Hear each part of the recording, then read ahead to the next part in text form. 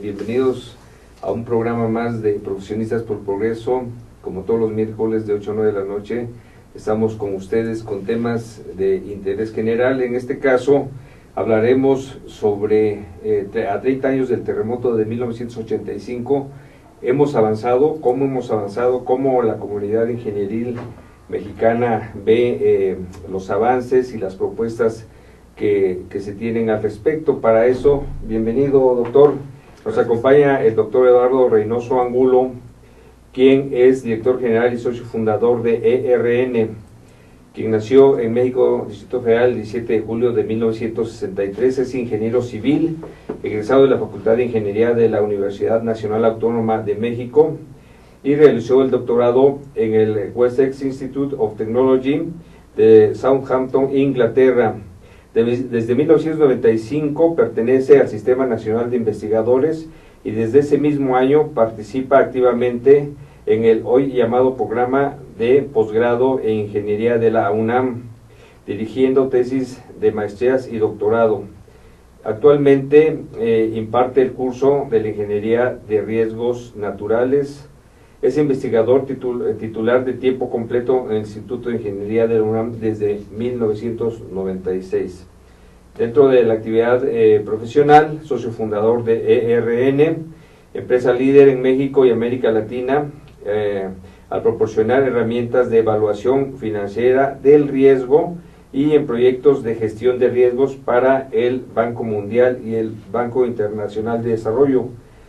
Es miembro de la Sociedad Mexicana de Ingeniería Sísmica y Estructural y del Instituto de Investigación de Ingeniería Sísmica, EER, de Estados Unidos.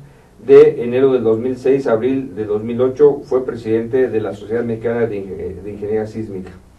Ha participado en diversos eventos y su especialidad es referente al riesgo y que ha impartido más de 100 conferencias en reuniones técnicas, simposios y congresos.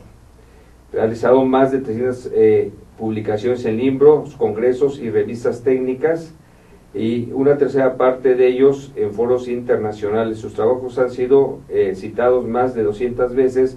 Una de ellos ganó en 1999 el premio al mejor artículo del año de la revista Earthquake Spectra por un trabajo sobre los efectos de los terremotos en la Ciudad de México.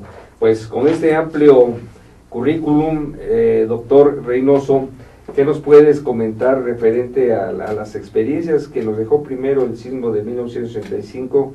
¿Qué trabajos se han realizado al respecto, pues, para tener, digamos, como estado del arte de la ingeniería sísmica nacional, pues, una defensa contra este efecto natural que de ninguna manera nos podemos quitar? Bienvenido. Muchas gracias. Pues son 30 años, ¿no? También así es, efectivamente. Es mucho tiempo. Mis alumnos no saben lo que fue el terremoto del 85, los alumnos que ahora tengo. Sí. Ni siquiera habían nacido muchos. Exactamente. Entonces, tenemos que transmitirles a las nuevas generaciones lo que fue. Efectivamente. Lo que fue algo muy fuerte. Definitivo. Muy fuerte en todos los sentidos, ¿no? En todos el movimiento sentidos. fue muy fuerte, pero fue muy traumático también para todos nosotros. Entonces, la ingeniería tiene su granito de arena que poner. Más bien yo creo que muchísimo, ¿no? Sí. Muchísimo. No, pero es que es una labor de todos y eso lo podemos comentar, ¿no? Todos sí, definitivamente. Yo como ciudadano tengo un nivel de responsabilidad, claro, además de ser ingeniero, pero efectivamente, el gobierno tiene otra parte, etcétera, ¿no? Así es. Entonces, podemos hablar de lo que la ingeniería ha hecho. Perfecto. Siempre el reglamento de construcciones de la Ciudad de México ha sido un reglamento bastante bueno. De hecho, una de las lecciones del terremoto del 85, una de las reflexiones, era ¿por qué no se cayó todo?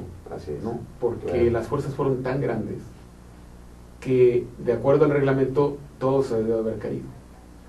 Y fue una lección mundial en el sentido de que descubrimos que los edificios resisten mucho más de lo que los ingenieros creíamos. Entonces, ¿qué edificios tuvieron problemas? Aquellos que tenían algún defecto, algún defecto y por el cual sufrieron, y algunos inclusive se cayeron. ¿Qué defectos? Por ejemplo, edificios que se golpearon entre sí, porque estaban muy cercanos. Edificios que estaban en esquina y por lo tanto son muy irregulares en sus columnas y en sus muros. y eso el ingeniero no tenía manera de calcularlo. Se movió de manera muy irregular, Sí. y eso provocaba que se cayera.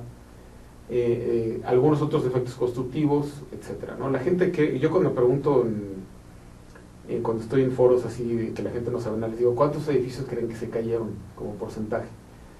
Me ha llegado a decir 30%, ¿no? Ya algunos más conservadores dicen 5%, eso es muchísimo. Se cayeron el 0.05% de los edificios que había en la ciudad. Entonces realmente fueron muy pocos los edificios que se cayeron, pero fue muy dramático, ¿no? Regresando a la parte, digamos, la lección, fue muy feo. O sea, los 200 edificios son muchísimos edificios que se cayeron. No sé si lo recuerdas, pero sí, claro, sí, fue algo muy, muy traumático. Y ahí vemos las fotos y dice uno, eso yo lo vi, yo lo viví, sí. No puede ser, ¿no? Sí, es algo muy fuerte. Claro. No, y tienes toda la razón. Además de las pérdidas económicas, pues están las pérdidas humanas, que oficialmente el gobierno reportó 10,000, pero solamente de los cadáveres que encontraron, muchos desaparecidos que no se pueden contabilizar como víctimas. Oficialmente se dice que podría ser hasta un 50% más de los 10,000. Y precisamente lo que mencionas es muy importante. Los reglamentos de construcción se han venido revisando, o se venían revisando constantemente en función de las fallas de los edificios, de las muertes que generaban. En aquel entonces estaba el de 1976 vigente, ¿verdad? Y bueno, posteriormente como que se tomó esto de una manera más seria, probablemente por la misma comunidad científica de la ingeniería, y los ingenieros de la práctica y el mismo gobierno, ¿verdad?, bajo esa preocupación. Es en el sentido que sí hemos avanzado bastante, pero podríamos, desde aquel entonces estas fechas, el reglamento ha mejorado, la participación de los profesionales como los corresponsables, el seguro estructural, los directores responsables de obra, pues realmente ha sido cada vez más acotada, vamos a llamarlo de esa manera, ¿verdad? Los diseñadores, los investigadores como tú, pues realmente tienen una labor muy importante, porque pues ahora por lo menos conocemos más de los comportamientos que aquel entonces, ¿verdad? ¿Qué nos puedes decir de eso, Eduardo? A ver, desde el punto de vista de ingeniería, ingeniería estructural, por ejemplo, o voy a empezar por la ingeniería sismológica. Esa ingeniería sismológica, sí, es la que nosotros, yo como ingeniero, yo trabajo en eso. Sí. Entonces, la información que generan los sismólogos, que es de la ubicación, eso no nos sirve de nada a los ingenieros, ¿no? De nada nos sirve saber la magnitud. Sí. Tenemos que hacer un trabajo de transformar eso en fuerzas, Sí. en fuerzas que nosotros usamos aceleración en la base del edificio. Entonces tenemos que hacer todo un estudio para cuantificar esas aceleraciones en la base del edificio. Eso ya lo hacemos los ingenieros junto con los sismólogos, y geofísicos también participan. Ha habido muchísimos avances en esa parte, sobre todo en nuestra ciudad, que tiene lo que llamamos efectos de sitio, ¿no? El haber construido una ciudad sobre un lago hace que los sismos se modifiquen, la intensidad sísmica se modifique de una manera muy importante, y los edificios lo notan, ¿no? Así es. ¿Cuáles son los edificios que han tenido daños importantes? Los que están en lo que era la zona del lago cuando Tenochtitlan, ¿no? Hace 500 años. Esos son los edificios. Por ejemplo, aquí estamos en una zona relativamente segura, pero si nos vamos un poco hacia allá, hacia el oriente, después el viaducto, etcétera, ¿no? Inclusive al sur de la ciudad, Xochimilco, Tláhuac, todos los edificios, casas que están ahí van a sentir los sismos, y sienten los sismos de una manera mucho más intensa. Sí, definitivamente. Hemos avanzado muchísimo en esa parte. Sí.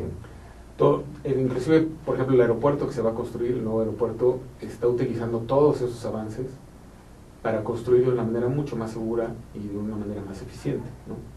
Entonces todo eso ha servido para hacer mejores obras en lo que es la zona del lago. Hasta ahí no, hay muchos avances, aunque lo falta es construir el edificio, construir el puente, el aeropuerto, etcétera, ¿no? Cuando vemos la parte estructural, realmente no vemos tantos avances, y no porque los ingenieros no lo hayan hecho, sino porque realmente ya no hay mucho más que avanzar. Es decir, ya llegamos a un límite en donde el conocimiento pues ya nos dice un alto porcentaje de lo que va a pasar. Entonces los avances son por aquí, por allá, algunas cosas pequeñas, otras más grandes. Ha habido mucho avance en la humanidad en cuanto a hacer los edificios de manera diferente, ponerlos en aisladores o ponerles amortiguadores, ¿no? Y en México se han hecho algunos edificios con amortiguadores, como los de los coches, tal cual, ¿no? Que entonces el amortiguador funciona que va disipando energía sísmica por medio de amortiguamiento, Sí. ¿no? Y hay algunos edificios, la Torre Mayor tiene amortiguadores, el edificio del IMSS, hay unos cuantos, no muchos. Entonces en esa parte ha habido avances, pero no como quisiéramos. Y la otra es aislar los edificios, ponerlos literalmente sobre un caucho, sobre un plástico. Y eso es buenísimo. No tanto para la Ciudad de México, pero sí para otros lugares como Acapulco, etcétera, es muy bueno. La experiencia del sismo en Chile hace 5 años fue fue impresionante, sí, en el sentido de que muchos edificios que estaban sobre aisladores ni siquiera sintieron el temblor. Eso es. Tan eficiente es el sistema que inclusive para el confort, para las personas, ni siquiera lo sintieron. Obviamente no hubo daños de ningún tipo.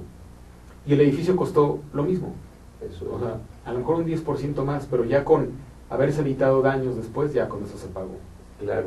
Sí, para traducir un poco a las personas que a veces no son ingenieros, Sí. cuando viene un sismo, pues el suelo se mueve, obviamente, y entonces eso hace que acelere las masas superiores y empiezan los movimientos de los edificios que sentimos aquí en la zona del agua, así como bamboleos, ¿no? De mucha amplitud y muy lentos, que eso es lo que a veces nos da la situación de falla, y sobre todo también el hecho de que, volviendo un poquito a los aisladores, lo que hace es precisamente que aísle ese movimiento de base de la estructura, y entonces no se entere de la manera tan intensa, ¿no? Como aquel edificio que está anclado, empotrado en el suelo, ¿no es así?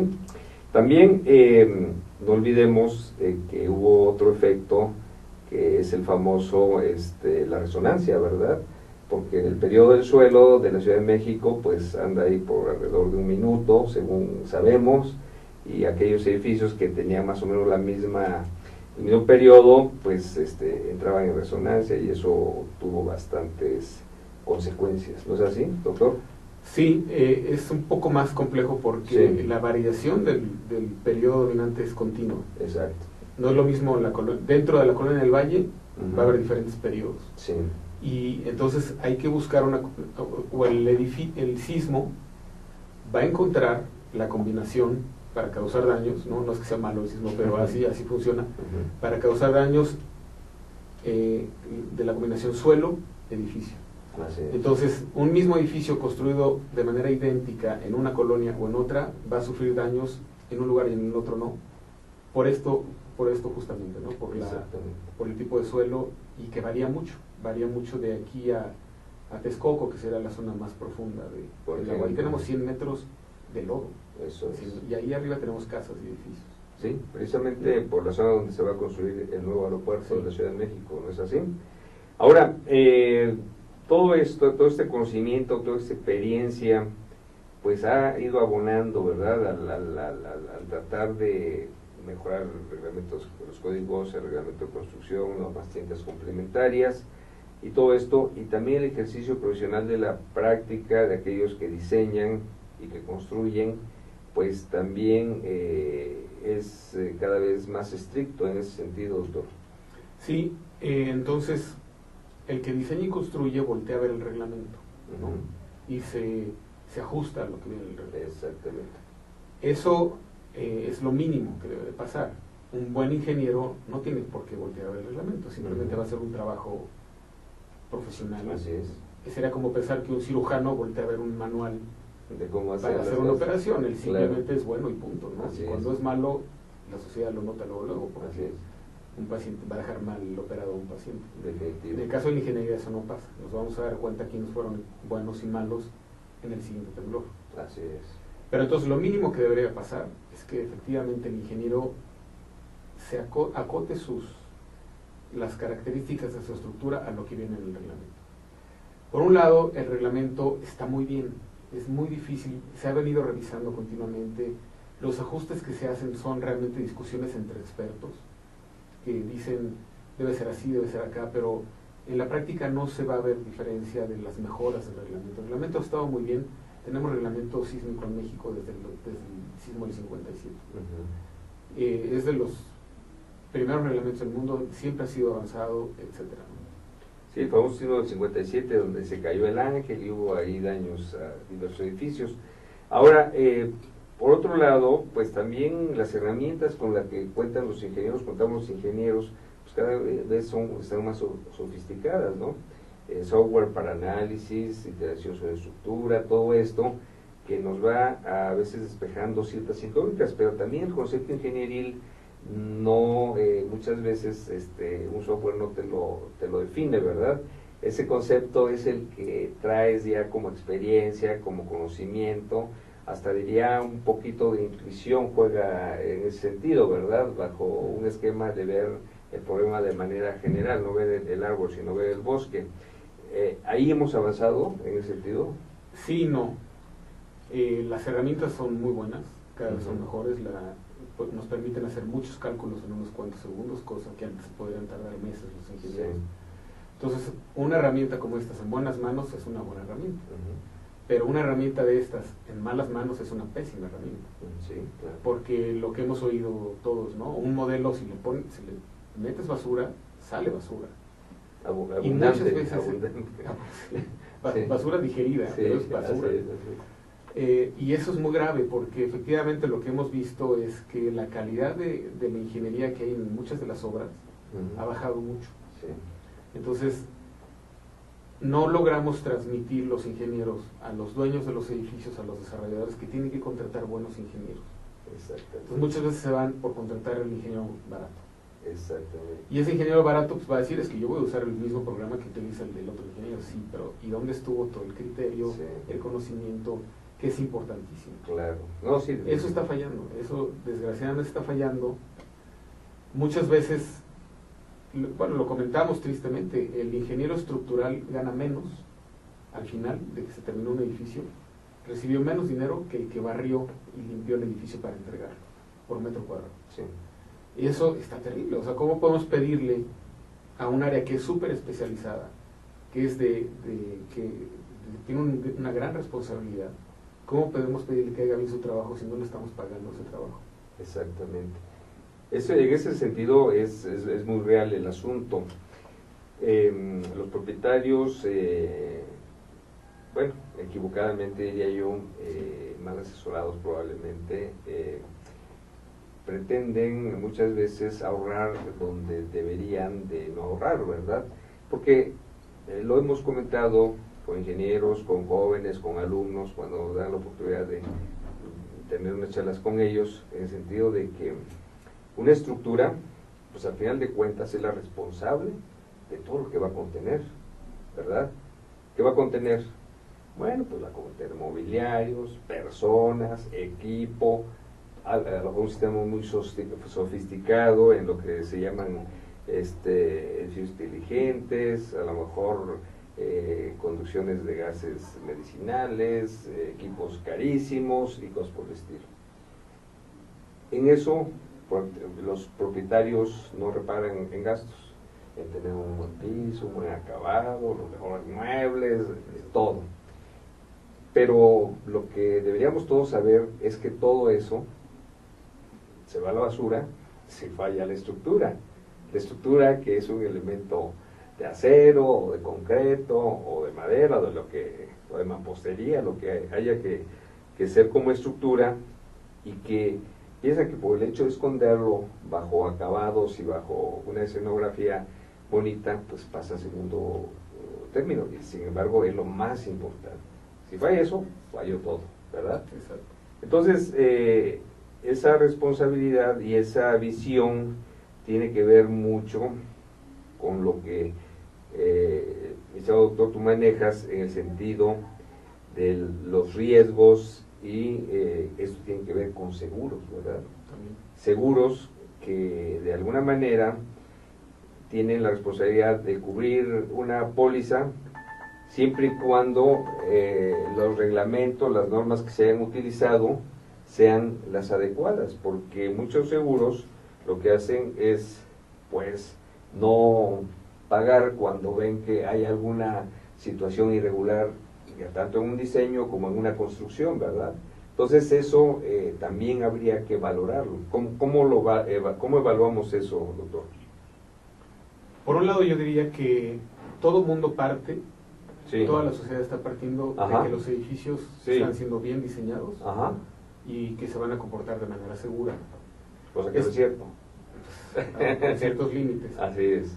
No quiere decir que no vaya a haber daños. Claro. Porque si no podríamos decir, bueno, ya para qué queremos seguro. Definitivo. Siempre hay incertidumbre, no sabemos de qué tamaño va a ser el siguiente temblor, puede ser más grande de lo que pensábamos, etcétera. Puede ser que se asume que pudo haber habido errores en la construcción. Sí. Se asume que eso puede pasar. Exactamente. Y por lo tanto, sí conviene que exista el seguro. Sí. Entonces, la gente se asegura porque pues, tiene incertidumbre, ¿no? Claro. También se puede caer un cuadro que muy valioso, entonces mejor lo aseguro, o se puede caer el jarrón, Sí. ¿no? de la dinastía no sé qué que me heredaron, entonces mejor lo aseguro, ¿no? Claro. Entonces sí, todo lo que hacemos entra ahí, entra en el seguro. Ahora, según nuestra experiencia, porque hemos participado con las compañías de seguros y a veces con sus clientes, la compañía de seguros siempre va a pagar. Ellos no se van a ir a los detalles de si estuvo mal hecho o no. Cuando no quieren pagar es cuando se ve que hay dolo de parte del dueño y que están asesorados por alguien que está buscando la manera de sacar más dinero. Pero en general yo sí creo que, y debemos sentirnos tranquilos de que la compañía de seguros nos va a pagar nuestros daños el día que pase. Esperemos que no sea. Pero de ahí a que vaya a haber poquitos daños, a que vaya a haber muchos daños, esa es una diferencia que yo creo que la sociedad no está consciente. O sea, yo creo que sí, por cómo estamos construyendo los edificios, por la impunidad que hay en la construcción de edificios, sí podemos ver sorpresas desagradables en cuanto a que más de un edificio nuevo, que debería de cumplir con el reglamento, que debería estar diseñado por buenos ingenieros, pueda tener daños del 100%, ¿no? O sea, es muy difícil saber si un edificio se va a caer, no lo podemos saber. Pero que un edificio va a tener muchos daños, eso sí es más fácil de estimar. Porque vemos los edificios y decimos, a ver, este edificio no hay manera que resista un temblor de manera sana, ¿no? Y sin daños. Va a haber muchos daños en muchos edificios nuevos. Y eso para la sociedad va a ser una sorpresa. Porque yo creo que una pareja que llega y compra un departamento en estos desarrollos nuevos que se hacen en el centro de la ciudad, ¿no? En la Rivalle, en la Condesa, ni por aquí le va a pasar que el edificio puede tener daños en un temblor. O sea, ellos están pensando que los ingenieros, la constructora, el gobierno, todo mundo está al pendiente y nadie está al pendiente. Ese es un problema. O sea, no hay nadie que esté revisando los proyectos. Ya dijimos, el desarrollador se gasta nada en el ingeniero, ¿no? Entonces, pues, el ingeniero, no hay nadie que lo haya revisado. Así es. Y la autoridad está desaparecida por completo. O sea, no, la autoridad no está revisando los proyectos, no está verificando nada. En parte porque desde el 2004 hubo una reforma a la ley en donde ya no era necesario el permiso para construir, simplemente había un aviso. Voy a construir esto con ciertas reglas urbanas. La manifestación de obra. Ajá. Las reglas urbanas sí se respetan, el número de pisos, claro, etcétera, eso. Producción estructural, pero la parte estructural mete. Nadie se mete. Así es. Nadie. Así es. Sí, efectivamente, cuando se dan las licitaciones, los señores de las delegaciones ven con lupa que las áreas de iluminación, exacto, que las áreas de recarga pífera, que el número, la altura sobre la banqueta y cosas de ese tipo, ¿verdad? Está bien, está bastante bien, pero es cierto. Ahora, también el gobierno del Distrito Federal ha hecho un esfuerzo ahí con el doctor Renato Berrón en el aspecto de instalar un instituto de seguridad de las construcciones, que precisamente el objetivo de ese instituto es el de revisar cierto tipo de construcciones que por su magnitud, complejidad, donde se ubican, etcétera, pues entre comillas valgan la pena ser revisadas, ¿verdad? Ahora, en el sentido de las manifestaciones de obra para una construcción, se supone que también ahí participa o un DRO o un corresponsal de seguridad estructural que como obligación para dar su responsiva debería revisar esos diseños de manera muy detallada, y precisamente si detecta alguna anomalía, algún riesgo, pues poder subsanar antes de obtener la manifestación correspondiente. Ese sería el espíritu.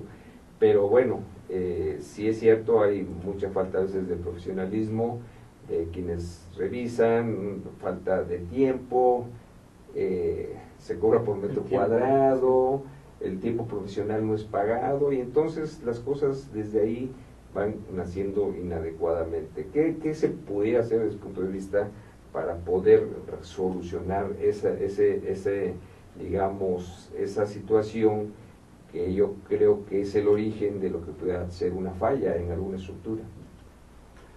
Sí, por un lado, yo creo que, yo al menos estoy seguro de que los edificios importantes sí hay esa revisión, ¿no? Sí.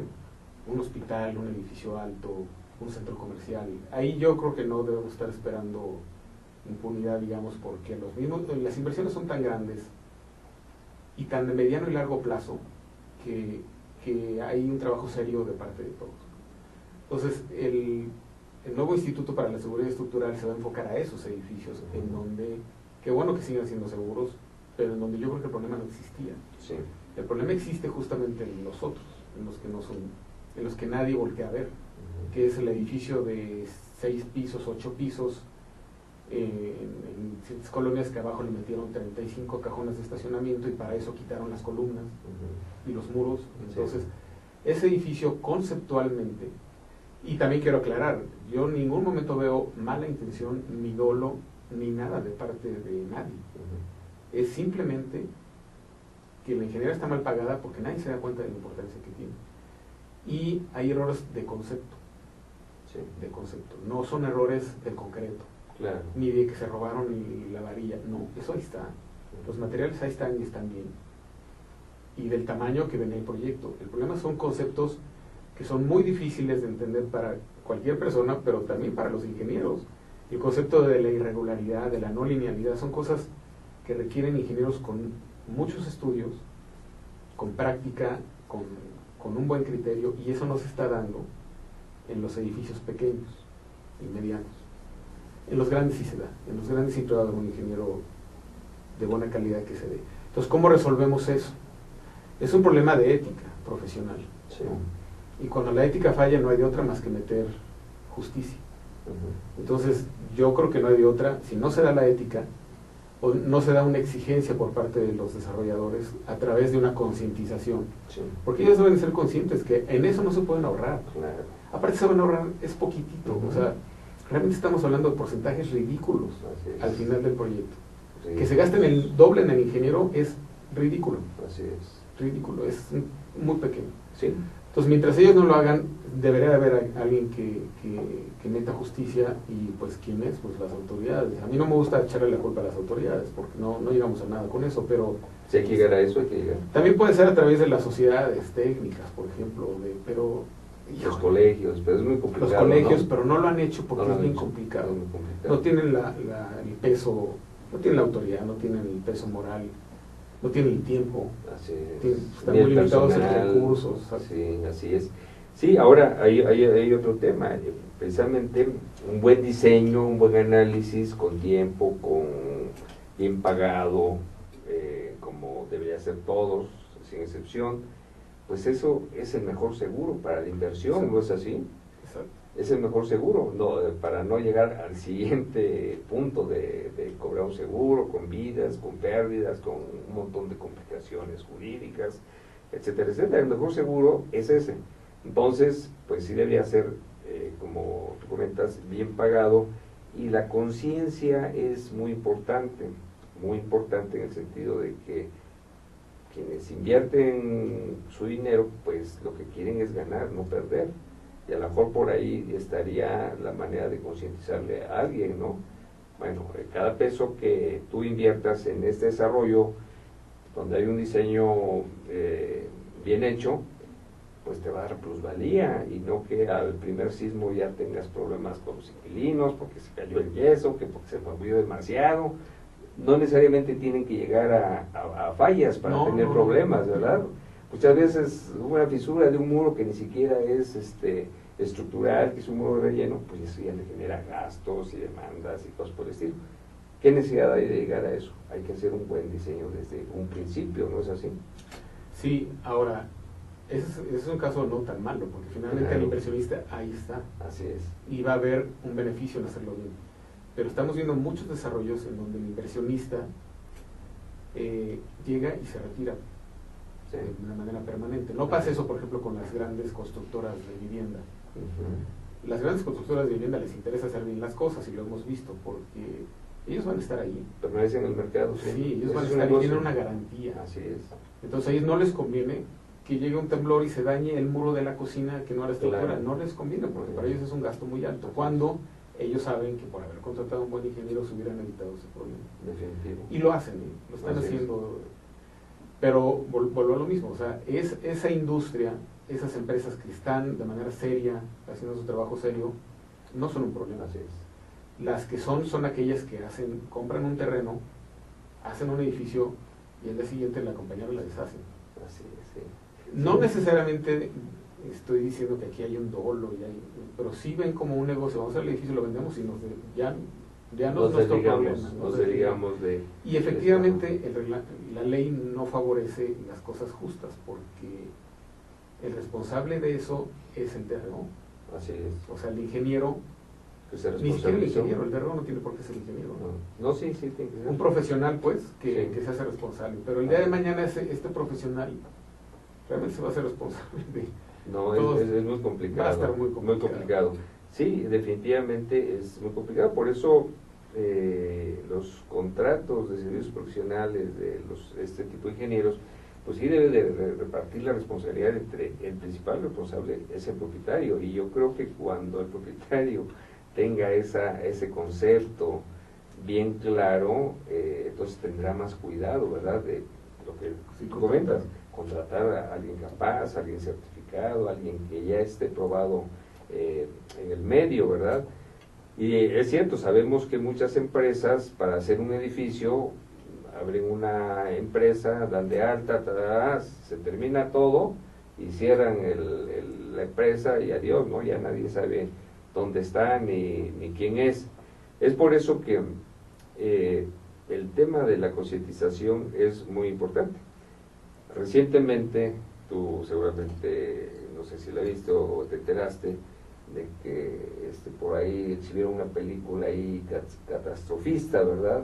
De un sismo que se da por la falla de San Andrés, etcétera, etcétera. Está en cartelera, yo la vi. Ya. Entonces, pues la gente, yo creo que sí, de pronto, oye, me refiero al público en general, ¿no? Porque, bueno, los ingenieros sabemos lo que puede suceder, ¿verdad? Tenemos muy claro eso, pero el público en general no lo sabe.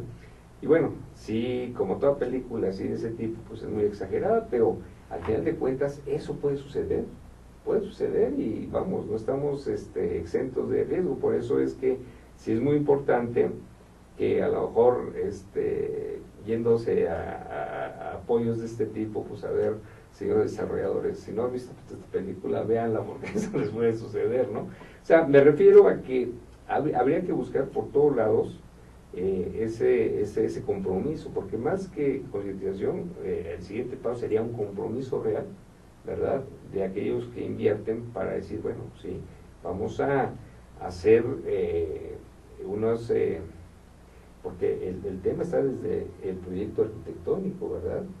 Es un problema. Es un problema, ¿no?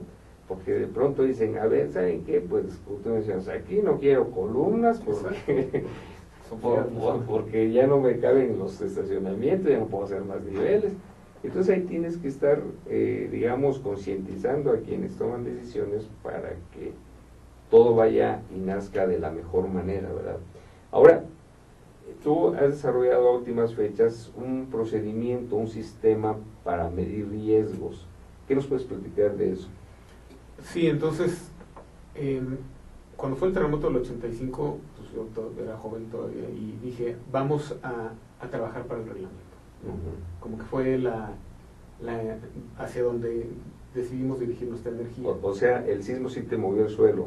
Sí, yo estaba saliendo de la carrera y para mí sí fue traumático, ¿no? Tenemos que hacer algo, Sí, y yo soy ingeniero, esto es lo que voy a hacer. Exactamente.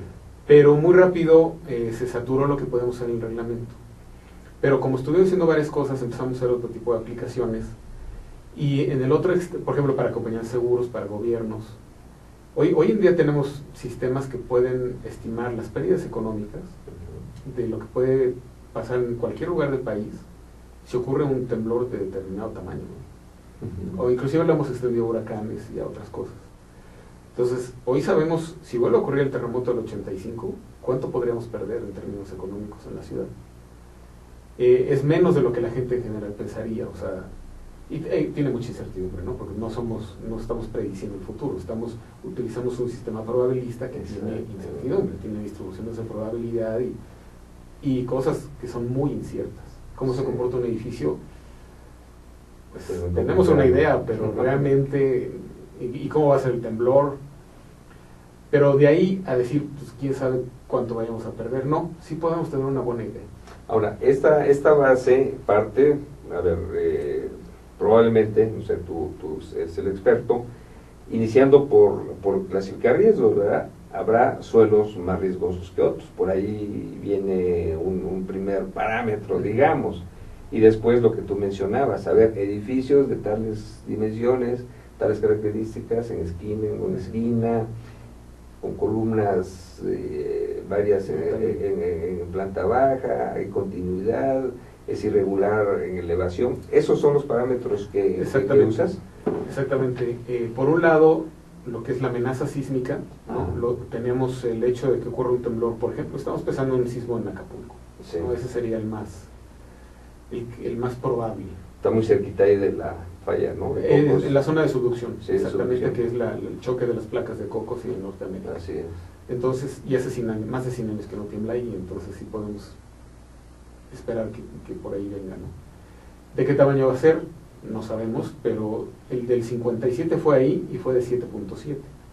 O sea, ya uno de 7.7 causaría muchos daños en la Ciudad de México. Sí, como... Pero podría ser hasta de 8.2.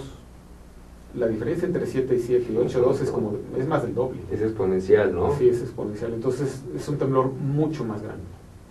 Más grande que el del 85. Exactamente. Porque... Nada más para tener la referencia, el sismo del 85 fue de 8.1, ¿verdad? 8.1. Y la réplica 7.9, ¿verdad? Y la réplica 7.9, pero fueron más lejos. Sí. Fue en Michoacán, estaría más cerca. Entonces, mucho más cerca. Al estar más cerca, la energía la intensidad más es más fuerte. Exactamente. Entonces, conocemos cómo sería el mapa de intensidad, porque ya conocemos cómo va a ser más o menos ya después de estudiar muchos años los temblores, tenemos instrumentos por varios lados, bastante confiable, podemos saber cómo van a ser las aceleraciones en cualquier sitio de la ciudad. Y conocemos en dónde están los edificios y cómo son. No es necesario hacer un análisis muy detallado del edificio, bastaría con lo que mencionabas, del número de pisos, el sistema estructural, irregularidades, etcétera. Con eso nosotros tenemos una muy buena idea de lo que llamamos la función de vulnerabilidad del edificio, o sea, qué tan vulnerable es. Y hay edificios más vulnerables que otros. Claro. Eso lo toma en cuenta el sistema y podemos tener una muy buena idea de qué le podrá pasar hoy a la ciudad si ocurriera ese sismo o cualquier otro, porque tenemos un sistema que genera 50.000 temblores, ¿no? Muy bien. Ahora, para hacer digamos, un atlas de riesgo, que está de moda el nombrecito, estructural en este caso, pues se tiene que hacer como una especie de censo, un recorrido y ver edificio por edificio, en las zonas más vulnerables y cosas por el estilo. ¿Ese trabajo ya está hecho? Está hecho. Por un lado, con algunos de los proyectos que hicimos para el gobierno de la Ciudad de México, conseguimos el catastro de la ciudad. Entonces, con el catastro tenemos muy buena información. Sabemos en dónde está cada una de las casas y de los edificios, sabemos el número de pisos y el uso. Eso es. Entonces ya con el uso, si es un edificio, si dice oficinas, 8 pisos, ya sabemos nosotros que va a ser, siendo muy técnicos, marcos de concreto, bla, bla, bla. Si es vivienda de 4 pisos, ya sabemos qué sistema estructural es, como ingenieros, la verdad es que ya sabemos. Sí. Eso por un lado, entonces tenemos la información de toda la ciudad, de manera simplificada, pero bastante buena, así. Y además hemos hecho centenares de inspecciones a la ciudad. Hace 5 años hicimos un proyecto muy grande para la Secretaría de Obras, justamente para ver cómo estaban todos los edificios, de qué se estaban construyendo los nuevos. Hicimos muchas inspecciones, pero nos asaltaban, se enojaba la gente.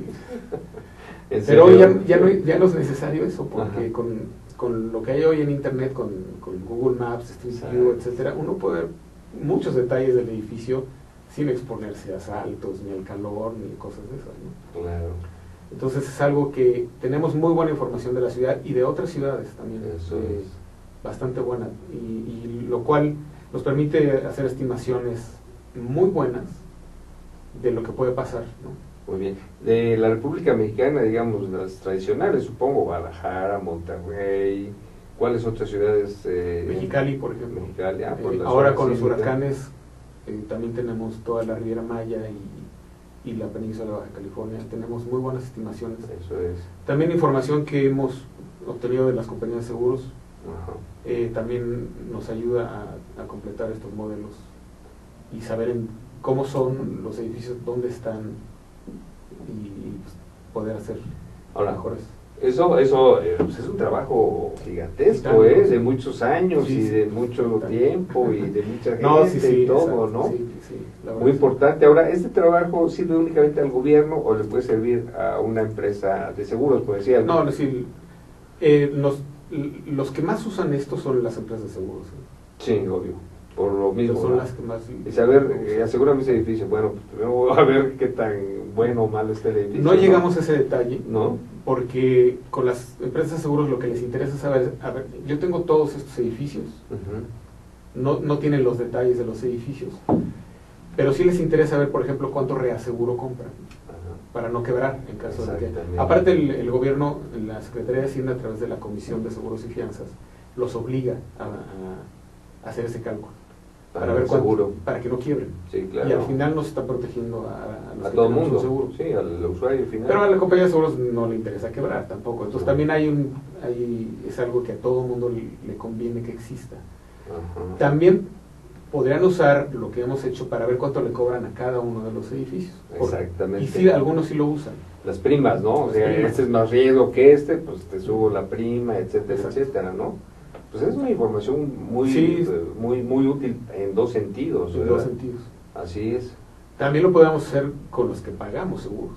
También les podemos decir cuánto deberían de pagar de seguro. Exacto. Oye, pero a lo mejor aquí tendría otra utilidad mucho más a detalle, más específica. Que sirviera de información para aquel que tú comentas que va a comprar un departamento en el nivel 10 de la torre A del complejo X, ¿no?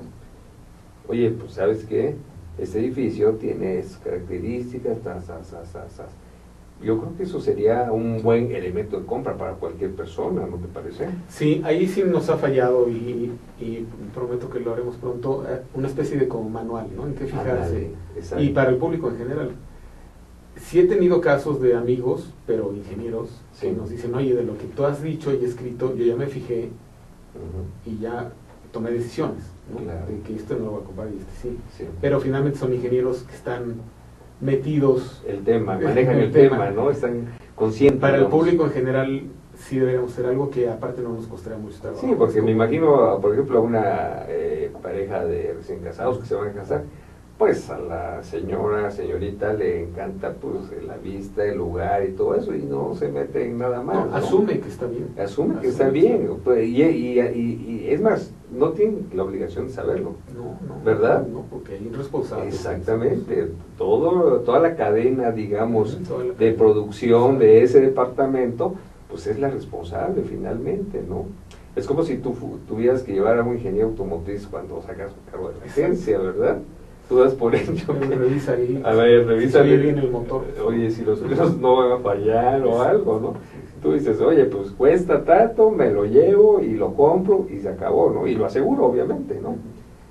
Pero eso de que tú estés pensando, ay, no voy a fallar, que las luces, que de niebla o que los frenos o algo por el estilo, no te metes ese detalle, ¿no es así? Lo mismo pasaría en este caso, pero un buen manual sí funcionaría, ¿no? Ahora, a cambio hicimos una aplicación para los teléfonos y también está en internet, Sí. que puede hacer las veces de eso. Es más, la aplicación es mucho más compleja que de lo que estábamos hablando, que es un tríptico que diga en qué fijarse, porque la aplicación tiene todo eso y además calcula el riesgo. ¿Y esa aplicación tiene un costo? No, ¿Y cuál es la página o cómo entra uno? En las tiendas donde venden las aplicaciones, en Ajá. las tiendas de Apple, Okay. dependiendo del teléfono o el sistema. Okay. La aplicación se llama R-Sismo, R-Sismo. que por cierto la puedes usar en cualquier parte del mundo. Si viajas a Japón mañana, pues, la puedes usar y tener una idea. Está interesante eso. Sí, está interesante. Entonces, la aplicación ya tiene contenido la amenaza sísmica. Ajá. Eso no hay que calcularlo, ya está ahí. Inclusive uno puede ver el mapa de amenaza, ¿no? Claro. Por uno. El También la aplicación. Un mapa mundi completo. O de la ciudad. No, de todo el mundo. Okay. Y de México y de algunos países de Latinoamérica donde trabajamos, ya también tiene lo que decíamos los efectos de sitio de la ciudad. Okay. ¿No? Ya de manera muy local, por ejemplo, para la Ciudad de México hay que hacerle un zoom para ver los efectos de sitio de la Ciudad de México, que es grande. Si son 3A, 3B, pero, 3C. Sí, pero el usuario no tiene que saber de eso. Claro. El usuario basta con que el teléfono identifica en dónde estás, sí, y ya conoce la amenaza. También te puedes mover. Claro. Y te puedes ir a otra ciudad si quieres, arrastrando el PIN, ¿no? Sí, claro. Y uno le indica el tipo de edificio, número de pisos, qué uso tiene y todas las irregularidades que podría tener. Ajá. Y va calificando el riesgo. No es un cálculo de una prima, porque es un cálculo mucho más complejo. Claro. Pero sí tiene unas tablas que, de manera simplificada, nos dan una muy buena idea del riesgo del edificio. Como un semáforo, digamos. Verde, amarillo y rojo. Ni te metas, o pues más o menos, y sí es muy seguro, ¿no? Eso el resultado final no es en 3 colores, es en una gama de colores, pero sí es un semáforo. Es similar. Muy Entonces, bien. Repite, porque está bien interesante eso. La aplicación. Sí, la aplicación. Se llama R-Sismo. R-Sismo. No es muy complicado. O sea, así R. Sismo. Bueno, la letra R. Ajá. Y la palabra sismo. Okay. Yo creo que lo encuentra rápido. Ajá. Nosotros hemos pensado que debe ser gratuito, porque en el fondo lo que pretende es que la gente que quiera enterarse lo haga y que no tenga un costo, ¿no? Bueno, pero además las aplicaciones se autofinancian, ya le metes ahí un comercialito, cualquier cosa y todo, ¿no? Nadie se... No, eso crees tú, pero oye, todo el mundo anda pensando en su seguridad. Y después de haber visto esta película, te lo aseguro que la compra. Fue curioso, en Estados Unidos aumentó 300% la venta de kits de emergencia. Después de la película. ¿Cómo no? Pero no la contratación de ingenieros. Sí, la venta de kits. O sea, los ingenieros seguimos estando al margen. Porque la gente asume que el ingeniero está haciendo bien su trabajo. Eso es lo que no está pasando en México. Pero claro, o sea, hay que trabajar en ese sentido, ¿no? Eso es. Entonces sí, efectivamente esta aplicación permite jugar, ¿no? Jugar a la ingeniería sísmica de una manera sencilla, porque como son conceptos difíciles, pretendemos ahí con dibujos sencillos explicar lo que es una irregularidad. Sí. No es fácil, sí, pero la diseñadora no es ingeniera, entonces tiene que entender lo que nosotros queremos transmitir para hacerlo bien. Entonces creo yo que es algo que se puede utilizar de manera fácil. Sí, muy bien. Y pues relativamente útil. No, pues verdaderamente útil para todos aquellos que quieran en un momento dado invertir, porque la casa familiar es la inversión de muchos años de ahorro, muchas veces toda la vida, ¿verdad? Y bueno, y además la seguridad personal, la vida, pues es invaluable al 100%, ¿verdad? Entonces, yo creo que esos esfuerzos que como, digamos, investigador, ingeniero, científico mexicano, pues son aportaciones muy importantes. ¿Y esto podemos decir que es una aportación mexicana al mundo? En muchas cosas sí, muchas de las cosas que hemos hecho son originales nuestras. Por ejemplo, el sistema que tenemos es un sistema para las compañías de seguros, para el sector asegurador. Cuando nosotros lo liberamos hace 20 años, era el sistema más avanzado en el momento. Hay otros dos, tampoco es... Hay muchos. Sí. Entonces, cuando nosotros lo lanzamos, sí era el más avanzado y tiene muchas cosas muy avanzadas.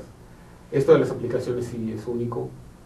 ¿R-Sismo es desarrollado 100% aquí? Sí, no, completamente. Nosotros lo hicimos con nuestros estudiantes y ahora ya tenemos programadores, pero Oye, pues es un trabajo excelente. Sí, la verdad sí, estamos muy contentos. Felicidades Bueno, por ese trabajo, ojalá se use más de lo que... Oye, pero esto hay que llevarlo a congresos, a simposios y todo lo demás. En eso somos un poco malos.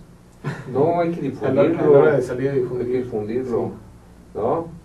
Sí, hay que hacerlo, sí. Oye, pues yo, por ahí en la UMAI estamos organizando un congreso, ojalá ahí puedas participar. Sí, claro. Aunque ya hay sesiones póster. Voy a muchos congresos. Aunque ya hay sesiones póster nada más, porque ya se nos llenó todo. Sí. Pero una sesión póster está bien, ¿no? Ahí, sí. Y aunque ni estés, o sea, porque yo sé que tu tiempo es muy valioso, pero puedes poner a un colaborador ahí que explique el tema, ¿no? Sí. ¿Verdad? Es que lo pueden hacer. Pues sí, mi estimado doctor Eduardo Reynoso Angulo, te agradecemos mucho tu participación, tu información valiosísima. Y pues aquí les damos un reconocimiento, un agradecimiento por su participación en este programa, Profesionistas por Progreso, y pues contigo no es la excepción. Está firmado por María Elena Miranda de la Lama, que es la directora de Astele.tv, y por tu servidor y amigo Marco Antonio Méndez Cuevas, como presidente del Consejo Nacional de Egresados del Politécnico. Entonces, este es tu reconocimiento, y para que no se te pierda, pues un folder de color ahí llamativo. Pues muchas gracias. No, al contrario, muchas gracias. Y buenas noches a todos ustedes. La próxima semana, miércoles de 8 a 9, estaremos transmitiendo desde astele.tv. Gracias por su atención. Buenas noches.